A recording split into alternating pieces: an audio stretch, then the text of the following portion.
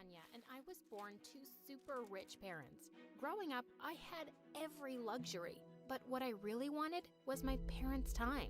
You see, they were self-made billionaires, and for that, they worked their butts off. Every time I'd ask them to go on a holiday, they'd be so busy.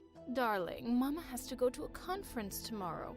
Why not ask Dad? Sweetheart, I have to close a deal in Japan this month, but we'll plan something soon, I promise. I seriously hated their work. One time it was my 10th birthday, and I waited and waited for Mom and Dad to wish me a happy birthday, but they forgot. I was so angry that I picked up a baseball bat and started to smash everything around, even the TV. Right when it was about to fall on me, someone pulled me away just in time. It was a boy. I'd seen him around the house before. Oh my God, it could have fallen on you. Are you okay? Are you hurt? I'm fine. Thanks. The boy told me his name was Eli. He was our cook's son. When he asked me why I was smashing stuff, I told him how my parents had forgotten my birthday like every year. To cheer me up, he sneaked me out of the mansion on his bike and took me for ice cream. After that day, we became friends. Once when I was in the 10th grade, I had some super hard math homework I needed help with, but my parents were too busy as usual. So I showed it to Eli, and he solved the problem in no time. Mom and Dad were so impressed with Eli that they got him admission in my school. On his first day, I introduced Eli to all my friends, and he blended in super fast. At school, he was like my self-appointed bodyguard. Our annual school play was coming up, and I auditioned for the lead role of Juliet and got it. But this didn't sit well with the school's most popular girl, Emma. Will your boyfriend, Eli, be there too? I'm sure he'll play Romeo, 'cause he is one. Boyfriend? Are you crazy? Eli's just a friend. Oh, come on, Anya. Don't tell me you don't see it. The weirdo is always around you, like a stalker. I didn't want to say it, but all the kids think your rich daddy bought you a boyfriend. What the what? I was about to tell Emma to shut up when Eli came running with a water bottle for me. Anya, you were terrific. I couldn't take my eyes off you. I know you'll get the part. Yeah, whatever. You don't have to be so dramatic about it, Eli. I didn't want to hurt Eli, but I felt so uncomfortable because of what Emma had said. Is that what everyone thought? A few days later, a boy, Sean, asked me out, and I wanted to say no, but I saw Eli coming my way with Emma right behind him. So I panicked and said yes and kissed the boy on the cheek, and Eli looked super pissed. I tried my best to avoid Eli and even skipped classes because of him. One day I was in the library, and Eli came out of nowhere and sat next to me, saying he wanted to talk. But since I didn't, I walked away. And that's when Emma said, "You're too ugly to have a boy dying to talk to you. I don't know what he sees in you." You stupid girl. Not everyone is like you, drooling over boys. Some people have class. Ever heard of it? I was so angry at Emma that I pushed her, but suddenly she crashed right into a bookshelf. And then one by one, all of the bookshelves crashed. The entire library was destroyed. And when the librarian came fuming, Emma put the blame on me. She was acting mad and pushed me so hard into the bookshelf. OMG, I was so scared. I thought I'd die today. I started to panic.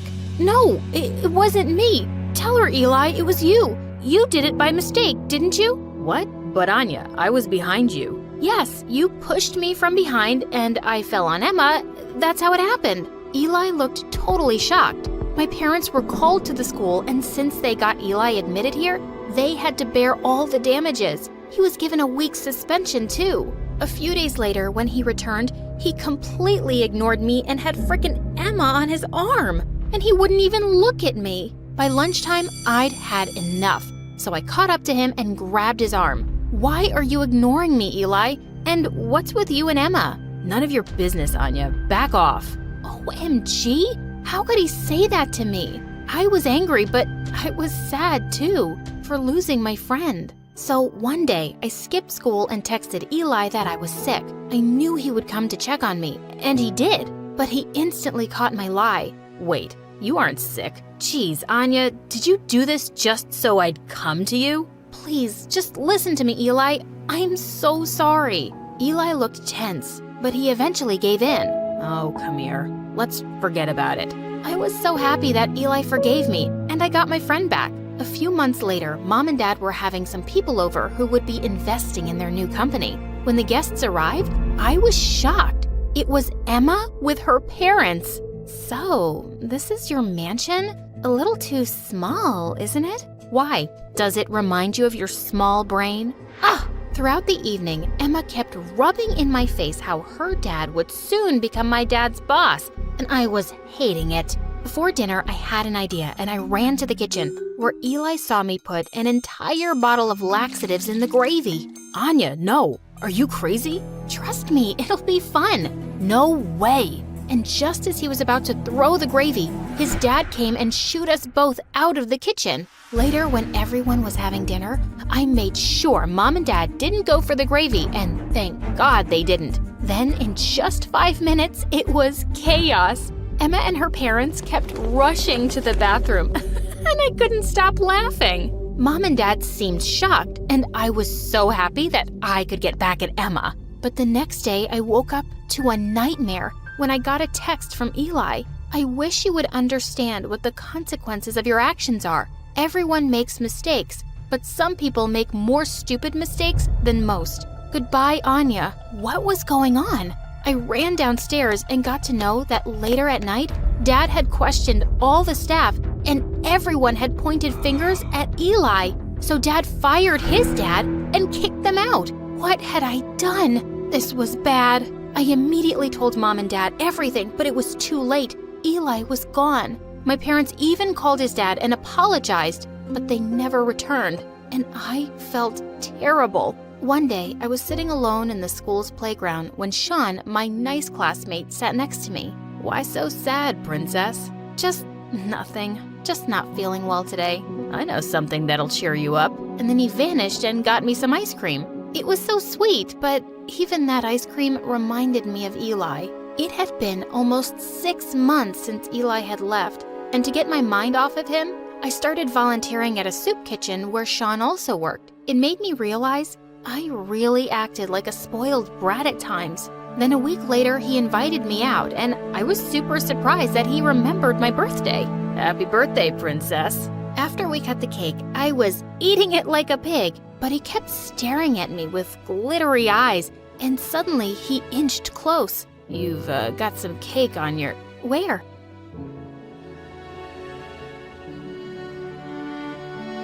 Oh God, my heart was about to jump out of my throat. He was so romantic. One day, I was at school, and I bumped into someone and dropped all my books. I looked up to see it was Eli. I was so happy to see him, but he glared at me and left me there. And soon enough, I discovered Eli had changed, and now his life's mission seemed to mock me all the time. One day, we were in math class, and the teacher asked me to come and solve the sum on the board. Oh wow, looks like my math tutoring paid off. Finally, something entered into that thick brain of yours. Yeah? I've had a better tutor than you. Oh really? Did this tutor teach you something like empathy? Or not being a brat? What's your problem, dude? Leave her alone. Why? Are you her new bodyguard now? Beware, 'cause that one... Eli hadn't even finished his sentence when Sean punched him. I got in between them and they finally stopped.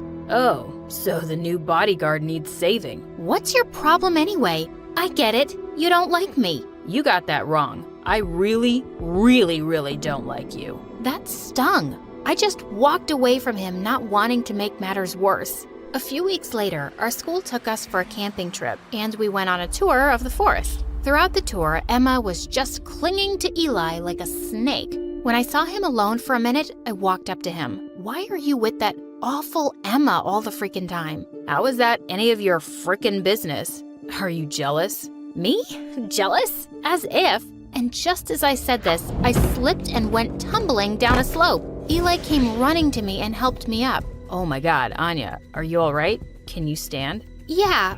Oh, wait. Oh, no. Ow. It hurts so bad. And then all of a sudden, Eli swept me into his arms. I don't think we can climb the slope. We gotta walk around the hill to find a way up. No matter what, I knew he still cared for me. We'd been out for hours when we realized that we were lost, It was already getting dark, and I felt scared. Eli, what are we gonna do? Don't worry, Anya. We'll get out of here. They'll come searching for us. Eli then lit up a fire, and we both sat in front of it. And then I broke the silence. I'm sorry, Eli. I'm sorry for pulling that prank on Emma.